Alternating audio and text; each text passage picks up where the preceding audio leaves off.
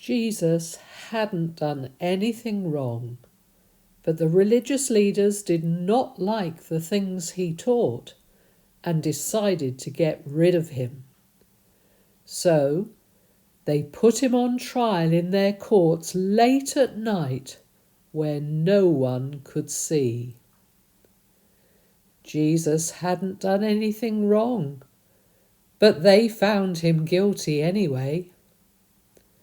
They needed the agreement of the Romans who ruled their land to put him to death. So they took Jesus to Pilate, the Roman governor. But even he could see that Jesus hadn't done anything wrong. Pilate said, "He's not guilty of anything. He doesn't deserve to die." But the religious leaders wouldn't let it go. They shouted, "Crucify him!"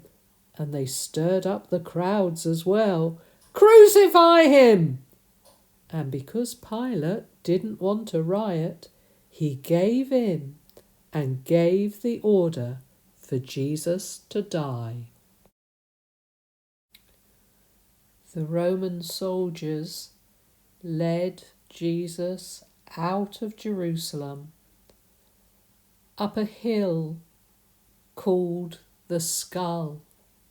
A crowd of women followed Jesus, weeping as they went. They knew that Jesus hadn't done anything wrong. When they reached the hill, the soldiers nailed Jesus' hands and feet to the cross.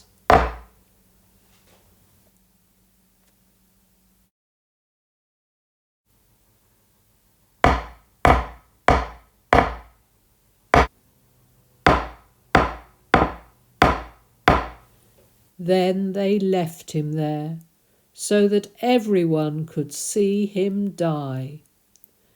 But Jesus didn't hate them. No, he prayed for them. He said, "Father, forgive them. They don't know what they're doing." The religious leaders made fun of Jesus. He saved other people, so if he really is God's chosen one, the Messiah he promised to send us, let him save himself. Then the soldiers joined in too. "That's right, save yourself, if you really are the King of the Jews." From noon till 3 o'clock in the afternoon, the sky turned dark. And that's when Jesus cried out, "Father, I put my spirit into your hands." And when he had done that, he died. Women who were friends of Jesus stood at a distance and saw it all. And a centurion, a leader of the Roman soldiers, saw it too. And what did he say? "This man was innocent. He hasn't done anything wrong." Now there was a religious leader called Joseph. He had not agreed with the orders that Jesus should be put to death. He knew that Jesus hadn't done anything wrong. So he went to Pilate and asked for Jesus' body. And when Pilate agreed, Joseph took Jesus' body down from the cross. He wrapped it in linen cloths. He laid it in a tomb that had never been used, a tomb cut into the rocks. Then he rolled a great stone in front of it.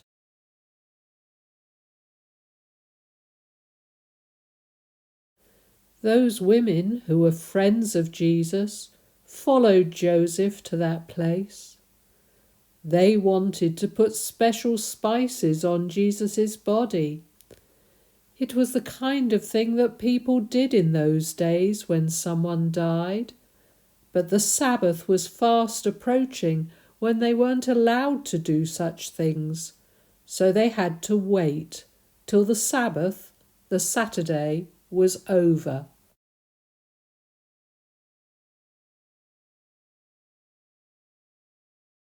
And that is why, Early on Sunday morning, they went to Jesus' tomb carrying those spices.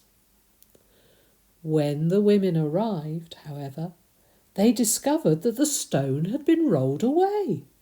The tomb was open. And when they found the courage to go inside, they discovered something even more surprising. The tomb was empty. And finally, as they stood there trying to puzzle out what had happened, two angels suddenly appeared, dressed all bright and white. The angels asked, "Why are you looking in a tomb for someone who is alive? Jesus isn't here. He has risen from the dead. Remember what Jesus told you way back when you met him in Galilee. Bad men would arrest him. He would be crucified. But 3 days later, he would rise from the dead." The women said to one another, "We remember. That's right." They rushed back to tell Jesus' disciples what they had seen. That should have been a joyful moment, but sadly, the disciples didn't believe them. They thought the women were making it all up. But Peter ran to the tomb to check it for himself. And sure enough, there was nothing but the cloths in which Jesus' body had been wrapped, left in the tomb. Peter was amazed. But he was even more amazed that evening when Jesus appeared to his disciples in the locked room where they were staying. And they were more amazed still when Jesus invited them all to touch the place in his hands where the nails had gone. He then ate a piece of fish to prove that he wasn't a ghost. And then he told them the most amazing thing of all. "I had to die," said Jesus, "even though I have never done anything wrong, so that all the wrongs that anyone would ever do could be forgiven.